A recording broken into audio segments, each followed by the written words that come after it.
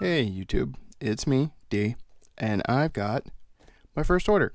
So this is the very beginning of my collection, in a sense. I decided that I think Khador is the way to go, and mainly it's because of rule of cool. When looking at all of the warcasters, Ms. Baranova here kind of stood out the most to me, as in the one that I liked. And with any war game, right, rule of cool is kind of like what you should base it around, because if you don't like the models, even if they're like, you know, this army is the best meta army, and yeah, that's cool, but if you don't like the models, then you're really not going to be into the project. If you're playing to like chase the meta, then obviously you get somebody else to paint them or what have you, but for me this is more of a collection. So I went with her, and then I went with the 3 primary Khador Mercs. Now Magnus is the only one I don't have, and I'm probably going to pick him up this payday because of the fact that he's the only one I need, and he'll work with any army, so why not? So this is my first time really cracking into them and taking a peek at the resin, because I didn't know how good it is or not. And I think we're probably going to save her for last and Alexia after that, because these two are my favorite, because I actually used to run a couple versions of her back when I used to play Pirates. So I guess we'll start with Prisoner. So I like how they do the boxing. Like, this is my first time. It looks like it's just in a generic box that can work with anything. Kind of like how they used to do the old clamshells. Then we have the little insert card. Oh, there's lore. That's cool. I'll take a time to read that. I like the concept of her, because I was reading her lore, and she's one of the berserkers that have the cursed swords that would go nuts and kill, you know, anything within their thing if they're not being controlled. Okay. Aren't these supposed to be sealed? Okay, I guess not. Looks like it comes in multiple parts. Okay. We have her. Looks like it was cleaned up pretty well, but there's still a little bit of, I don't want to say flashing, I guess support right here. Very hard to see, but still it's like right off the edge of the cloak. And there's some here in the coinage. I mean, I guess a hobby knife would go through it. At the very bottom of the feet, you can see the little points of where the supporting stuff was. I figured there'd be some down in here, but there isn't. Like, they really designed these pretty well. The face looks good. Let's see. Always have a hobby knife handy, especially when you're doing something like this. So can we easily crack these supports? Probably would be better going off this way. Oh yeah, those snap right off. Like, sorry, I didn't want to blow into the mic. Right off. So what about this big chunker one? Oh yeah, looks like it. Looks like it's just gonna snap right off without any major problems.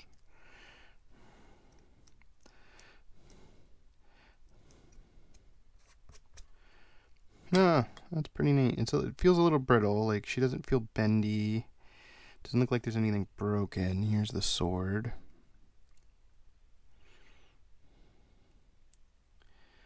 Those seem to line up pretty good.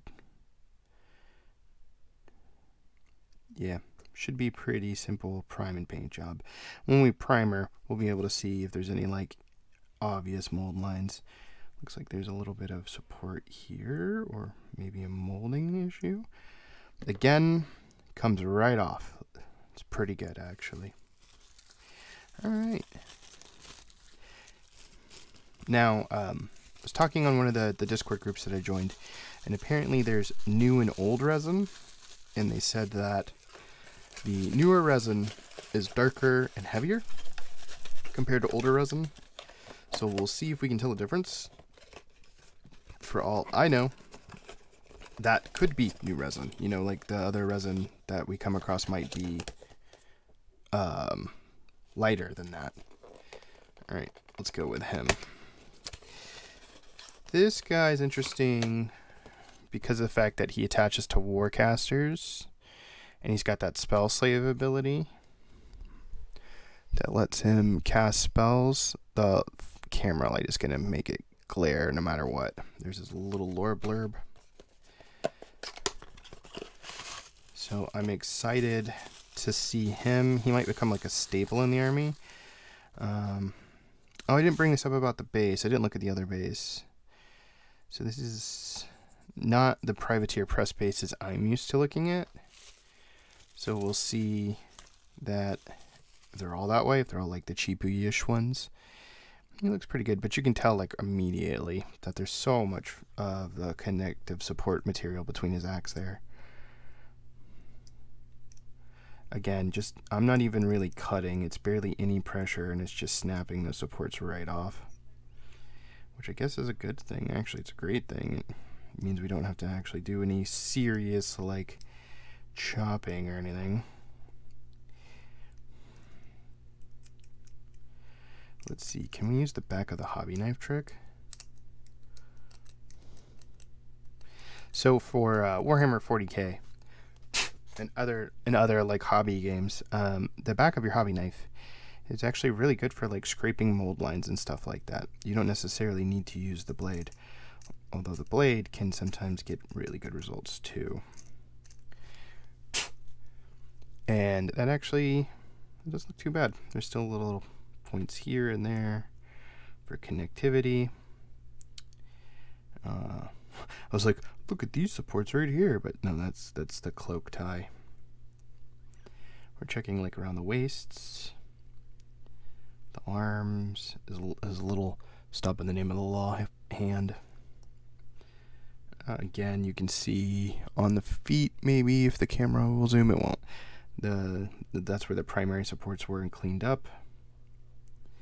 Beyond the axe area, everything else looks really good. This does bend a bit, but judging on how brittle the supports are, that concerns me. Like this does feel like it could be a point of failure in the future if he's dropped hard enough, but we'll see. And this setup is a little ghetto in a sense. It is a GoPro Hero 9 with the media mod, a third-party mic on a boom arm on my desk. So if I hit the desk hard enough, the whole rig is going to shake. And then there's the little GoPro media mod light attachment on the top, which is what's causing the glare. But like, it's better to have the glare than to not be able to see at all, because my room's a little dingy and dark. And now these two are my favorite. We'll save the best for last, and we'll go with Alexia. Well, I say the best for last. I want to say the most important, because she's going to be the core of my army. So we have Alexia. And then there's her blipper. I really like how they did that. They could have done anything. They could have had like stats back there, but by putting lore and everything, they make this timeless.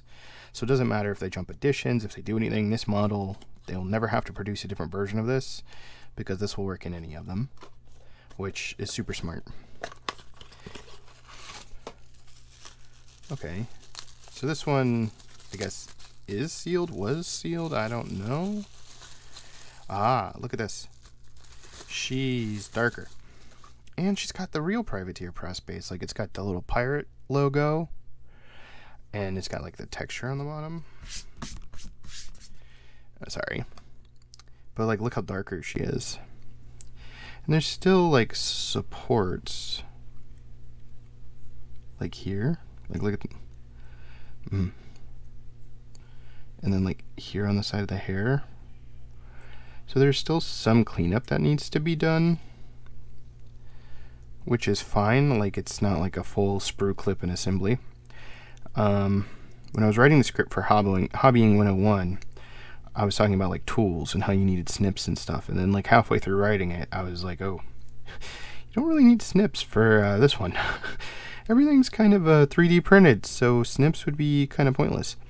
But like other stuff like the hobby knife, obviously, huge tool. In any wargaming. The blade is kind of bent. I wonder if I can hot water mold that back into position. We'll see. But you can definitely tell that there is a difference in terms of color. This is very dark.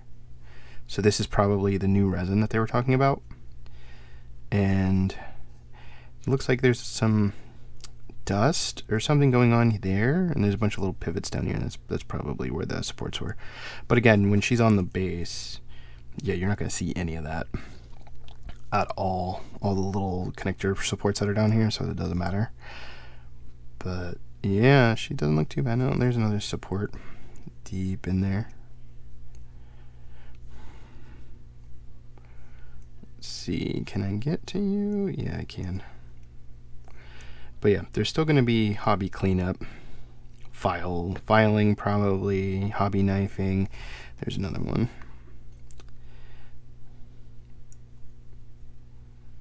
Yeah. Hobby knife seams, or X-Acto, or whatever the heck you want to call it. I always called them hobby knives because X-Acto, if I remember, was a brand. It's just a type of knife. And these little bastards hurt. When I was building a Space Marine speeder, the newer land speeders, I had put it down improperly. And then while I was filing something on that speeder, I ended up slamming my arm down on this thing, and it went deep into my arm. I ended up passing out. So, safety with these kids. Don't leave them in weird areas. Make sure you leave them flat, you know.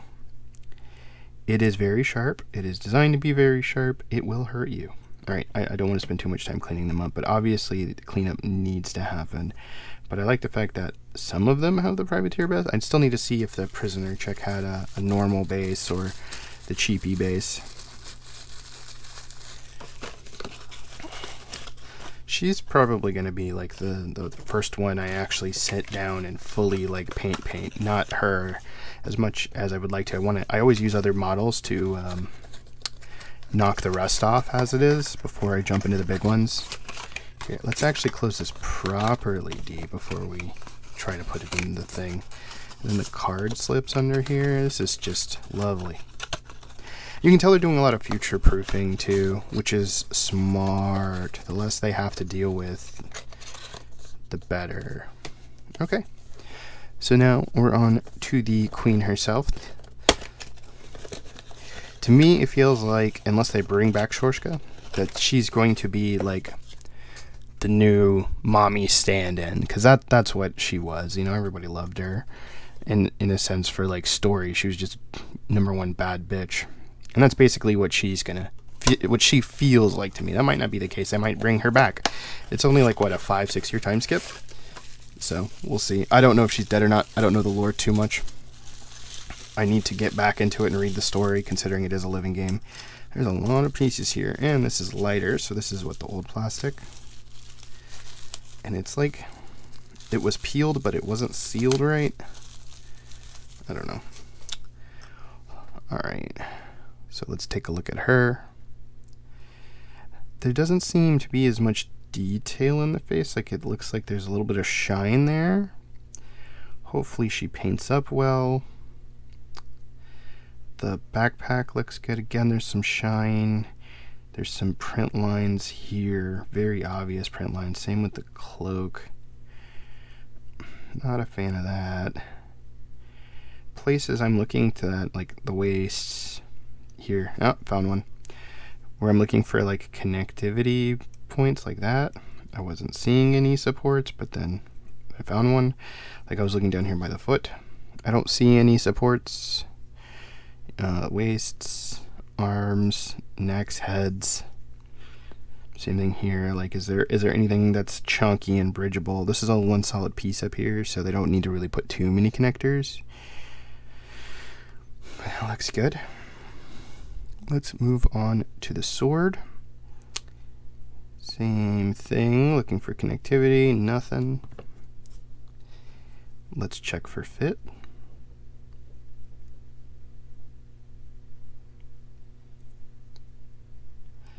So this goes in there. Oh, there we go. Perfect, actually.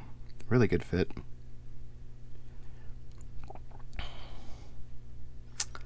Not bad, not bad, not bad.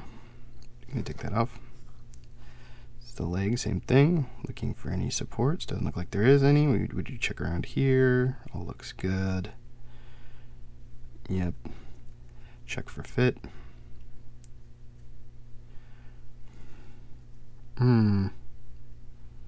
Make sure I'm doing fit right. Okay, there we go. Oh, she's kind of more leaned down more than I thought. Alright. And then, yeah, we do have the good privateer press base. not the cheapo ones. So maybe it was just the one. Okay, and finally the axe. So no connectivity between there and there. That all looks good. Let's check down here. A little bit of shaving at the edge of the axe. Does look like there's like a little nub that needs to go away. Nothing up here. Nothing down there. Let's check for fit. So I always advise to dry fit your models. Warhammer 40k, anything, just dry fit, because you don't know if you're doing it wrong. You don't know if the part's warped, if you need to try to bend it. See, like this one, I don't even know how it is supposed to key properly. Looks like this. Like let's use the photo. Looks like she's holding it out here.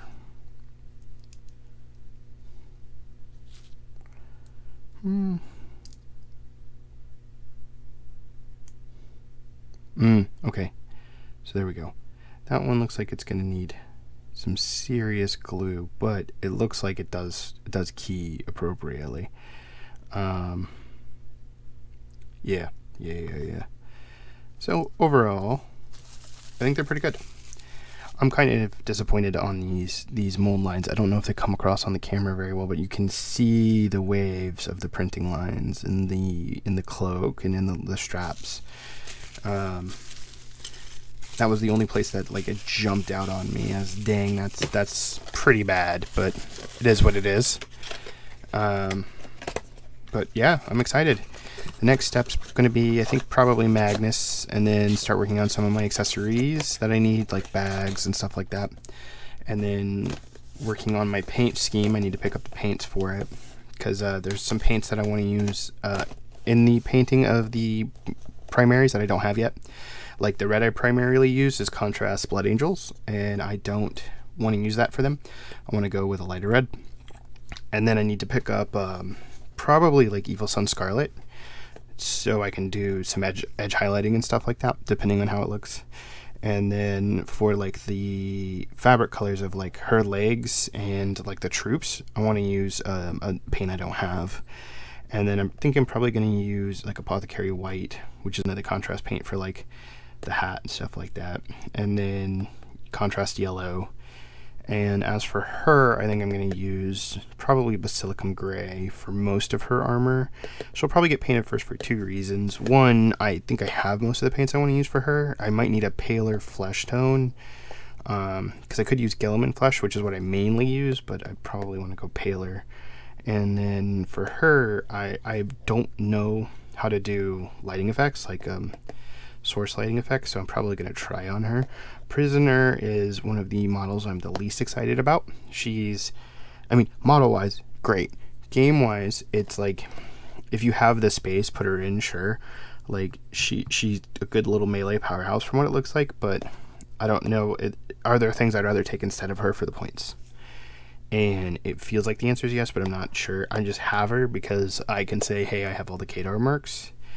And then this guy is going to be a lot of fun. I need to get different blues for him. If I paint him to lore, I still might paint him in the Khador colors. The same ones I paint the normal army in, just so that they look better. But Alexia is going to get her own special treatment. That's for dang sure. But anyways, I hoped you enjoyed the unboxing. And every time I get something new for the project, that's what we're going to do. If you want to see anything else, let me know. If you want to see them in different stages, or if you just want to see them from box to table, as I like to say, then once they're done on table, I'll probably do a nice little review of, hey, here they are, type of thing.